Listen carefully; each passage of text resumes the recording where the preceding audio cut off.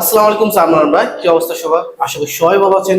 তো আজকে আমরা আলোচনা করব তোমাদের এইচএসসি ফিনান্স যে প্রথম পত্র যে ঝুঁকি ও মুনাফার হার ময়মনসিংহ বোর্ড 2025 নিয়ে। তো ময়মনসিংহ বোর্ড 2025 নিয়ে অনেকেই অনেক ঝামেলা আছে। তো আমরা চেষ্টা করব ওই ঝামেলাটা স্যার আজকে সমাধান করার। ঠিক আছে, তাহলে আমরা সর্বপ্রথম আগে কোশ্চেনটা দেখি স্যার। কোশ্চেনটা কি বলছে স্যার? আমার এখানে প্রশ্ন বলা আছে, আজাদ একজন বিনিয়োগকারী, তিনি বিনিয়োগের ক্ষেত্রে অপরিহারযোগ্য ঝুঁকি বিবেচনা করেন। তার মানে অপরিহারযোগ্য ঝুঁকি, দ্যাটস মিন সে বিটার নির্ণয় করে স্যার। ঠিক আছে, বিবেচনা করেন। তিনি নিম্নলিখিত দুটি কোম্পানিতে বিনিয়োগ করতে আগ্রহী, তার কাছে দুটো কোম্পানি সেটা বিনিয়োগ করতে আগ্রহী। ঠিক আছে, তো একটা দেখেন স্যার, প্রথমে সম্ভাবনা দেওয়া আছে, তারপর হচ্ছে কি স্যার আলফা কোম্পানি, তারপর হচ্ছে কি স্যার মিম কোম্পানি, তারপর হচ্ছে বাজার আয়ের হার। তাহলে এখানে সম্ভাবনা কত স্যার? 30%, 20%, 15%।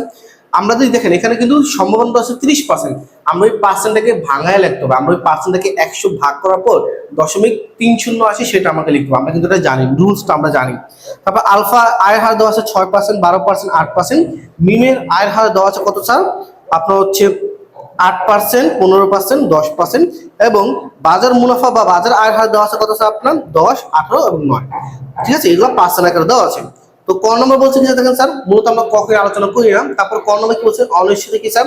ঝুঁকির যে অংশ পরিমাপ করা যায় না তাকে অনিশ্চিত বলে স্যার, বা ভবিষ্যতে কি হবে সেগুলো পরিমাপ করা যায় না সেগুলো অনিশ্চিত বলে স্যার। খ বলছে স্যার কিভাবে ঝুঁকি পরিহার করা যায়, এগুলো আপনার পড়ে নেন স্যার একটু বই থেকে।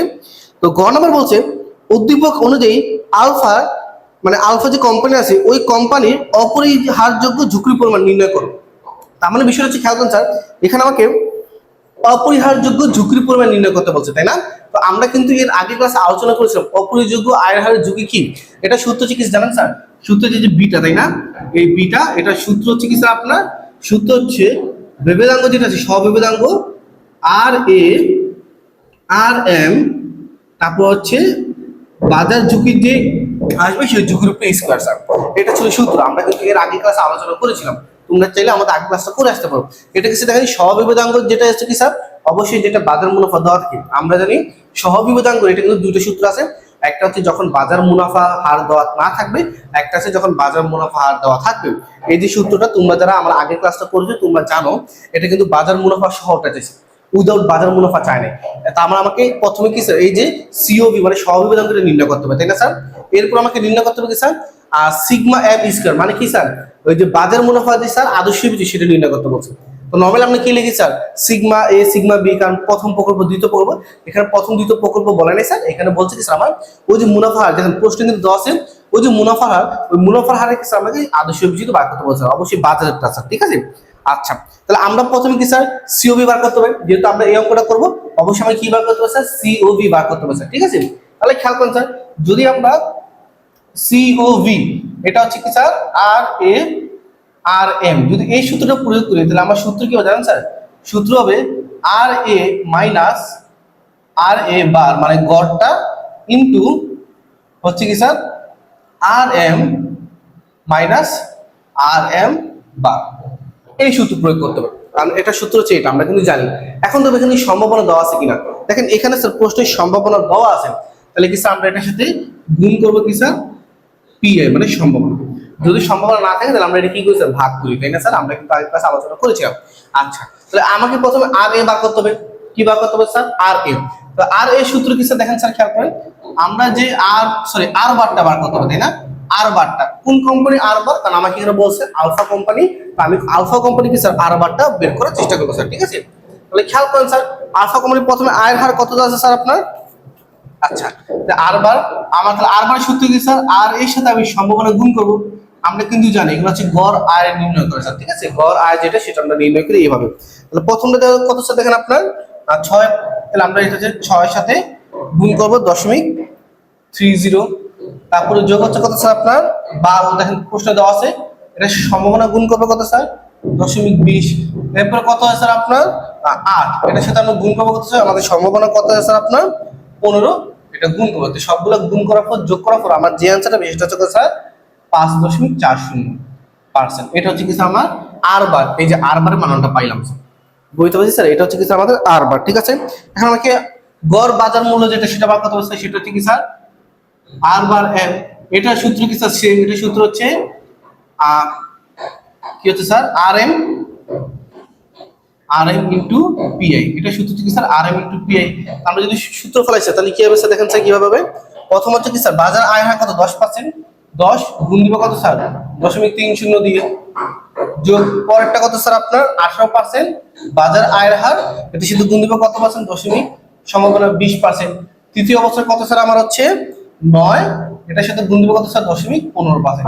আমরা যদি সবগুলো গুণ করি তাহলে অ্যান্সার আসে কত স্যার জানেন স্যার 7.95। অ্যান্সার আসে কত স্যার 7.95। তাহলে আমরা আর এই পাইছি মানে আয়ের গড় হার পাইছি, তারপর কি স্যার বাজার মূল্য যে গড়টা আছে সেটা আমরা কি স্যার পাইছি। কেন পাইছি, কারণ আমাদের এই সূত্র করার ক্ষেত্রে এটা লাগবে স্যার, এটা আমরা লিখছি স্যার। ঠিক আছে, এখন যদি আমরা সূত্র ফেলাই স্যার, আমি সূত্র এখান থেকে লিখলাম স্যার, অনেক বড় হবে তো এখান থেকে লিখি। তো প্রথম আর এ মনে হচ্ছে আলফা কোম্পানি প্রথম বছর আয়ের হার ছিল 6%। কত পার্সেন্ট স্যার 6, এটার সাথে গুণ করবো স্যার আর বার আমরা কত পাই স্যার সরি মাইনাস করবো স্যার কত স্যার আর বার কত পাই স্যার 5.40, এটা মাইনাস করব। এরপরে আবার লিখবো ইনটু করব, এটা হচ্ছে কি স্যার আর এ মনে হচ্ছে কি স্যার প্রথম বছরের বাজার আয় হার, প্রথম বছর বাজার আয় কত পার্সেন্ট স্যার 10%। কত পার্সেন্ট স্যার আমার 10%, তাই না? আমি 10 লিখবো স্যার। এটার সাথে আমার আর এম বার যেটা মানে গড় আয়ের গড় বাজার মূল্য যেটা, সেটা কি স্যার আমরা মাইনাস করবো কত 7.95, আমরা কি স্যার এটা মাইনাস করলাম। ঠিক আছে, এটার সাথে গুণ করবো কি স্যার সম্ভাবনা কত স্যার আপনার, এই হচ্ছে প্রথম মানে একটা বছর পুরোটা গেল। এখন দ্বিতীয় বছর লিখবো স্যার যোগ, দ্বিতীয় বছর আলফা কোম্পানি গড় আয় কত ছিল স্যার 12, আয় লিখলাম 12, এটার সাথে মাইনাস করবো কত স্যার 5.40। এরপর আবার এখন বাজার মূল্য কি ছিল স্যার প্রথম বছরের বাজার আয় হার 18, এটার সাথে মাইনাস করবো কত স্যার আমরা, সেটা হচ্ছে 7.95 গেল। এটার সাথে সম্ভাবনা গুণ করবো, সম্ভাবনা কত ছিল স্যার আমার 0.20, এটা গেল আমার দ্বিতীয় বছর। এটা গেল কত বছর স্যার দ্বিতীয় বছর। এখন তৃতীয় বছরটা বের করবো স্যার, খেয়াল করেন তৃতীয় বছর আয় হার কত ছিল স্যার আমার, তৃতীয় বছর আয় হার ছিল স্যার আপনার 8, আমরা 8 লিখবো স্যার। এটার সাথে মাইনাস করবো স্যার কত স্যার 5.40। এরপরে স্যার আমরা গুণ করবো স্যার বাজার মূল্য কত ছিল স্যার তৃতীয় বছর 9, এটার সাথে মাইনাস করবো স্যার আমরা 7.95 এবং গুণ করবো সম্ভাবনা, তৃতীয় বছর সম্ভাবনা কত ছিল স্যার 0.15। এইভাবে করে স্যার আমরা 3 বছর একটা বার করলাম স্যার। প্রত্যেকটা হচ্ছে সূত্র কিন্তু একটু বড় স্যার। ঠিক আছে, আমি আবারও বলছি স্যার, দেখো আর আই মানে হচ্ছে আয়ের হার। দেখো তোমার প্রশ্ন দেওয়া আছে প্রথম বছর আলফা করলে আয়ের হার কত পার্সেন্ট 6%, এটার সাথে মাইনাস করবো স্যার আর বার মানে আয়ের হার কত ছিল স্যার 5.40। তো এটা আমি এটা মাইনাস করলাম, কারণ সূত্র অনুযায়ী আমি মাইনাস করলাম। এরপর গুণ, এরপর হচ্ছে আর এম হচ্ছে প্রথম বছরের বাজার আয়ের হার। তো বাজার হার বা বাজার মুনাফা কত স্যার, বাজার মুনাফা হচ্ছে সাধারণত 10, তাই না স্যার? হ্যাঁ, আমার প্রশ্ন দেওয়া আছে 10। এরপরে স্যার এটার সাথে মাইনাস করবো স্যার বাজার আয়ের যে গড়টা আমরা বার করছি সেটা হচ্ছে 7.95, এটা আমরা বিয়োগ করলাম। যেহেতু এর সম্ভাবনা আছে তো আমরা সম্ভাবনা গুণ করতে হবে।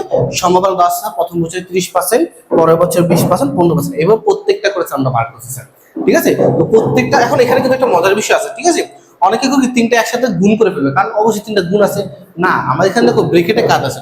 তোমরা প্রথমে এটার অ্যান্সার বার করবো। আমি যদি এটার অ্যান্সারটা বার করি, আমি একটু দেখাই অ্যান্সারটা কত হয় স্যার। যদি আমি এটার অ্যান্সারটা বার করি, প্রথমটা অ্যান্সার, তাহলে আমার অ্যান্সার আসে হচ্ছে তোমার কত স্যার, হ্যাঁ এই যে অ্যান্সার আসে হচ্ছে 0.6 ইন্টু 5 ইন্টু হচ্ছে কত স্যার আমার 2.05। ঠিক আছে, এটার সাথে সম্ভাবনা হচ্ছে কত স্যার আপনার 0.30। তার মানে হচ্ছে এই যে এইটা যখন আমরা মাইনাস করছি আমার আসছে 0.6। ঠিক আছে, তারপর 10 থেকে যখন 7.95 হয় তখন আমার অ্যান্সার আসছে 2.5। তো প্রথম আমাকে এই দুটো গুণ করতে হবে, গুণ করার পর ওই 30% এর সাথে মানে 0.30 সাথে আলাদাভাবে গুণ করতে হবে, মানে একসাথে কিন্তু গুণ করা যাবে না। তোমরা প্রথম কি করবে, এই দুটো কি করবা স্যার প্রথমে গুণ করবা, গুণ করার পর যে অ্যান্সারটা সেটার সাথে তুমি গুণ করবা। যদি গুণ করো তাহলে অ্যান্সার আসে কত স্যার তোমার 0.369। পরেরটা তাহলে কি আসবে স্যার, পরেরটা আসবে 13.266, আর পরেরটা আসবে 0.4095। আপনি সবগুলো একসাথে যোগ করেন তাহলে অ্যান্সার আসবে 14.04%। তাহলে আমরা দেখো এই সূত্রের যেটা প্রথমটা পেয়ে গেছে কত স্যার 14.04, এটা কিন্তু প্রথমটা পেয়ে গেছে স্যার, বুঝতে পারছি স্যার। এখন আমাকে সিগমা মানে হচ্ছে কি তোমার বাজার মূল্য ঝুঁকি মুনাফা বার করতে হবে, মানে বাজার মূল্যের আদর্শ সেটা বার করতে হবে।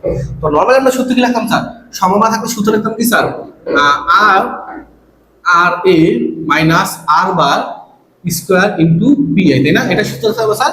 তো এখানে আর এর জায়গায় যেহেতু আমরা সিগমা, তাহলে আমরা আর এর জায়গায় এম লিখবো, মানে বাজার যেটা সেটার সাথে আমরা কাজ করবো। তাহলে সূত্র হচ্ছে কি স্যার, আমরা লিখবো আবার সূত্র হচ্ছে কি স্যার, আর এম মাইনাস আর বার এম স্কোয়ার ইন্টু পিআই, এটা হচ্ছে আমার সূত্র স্যার।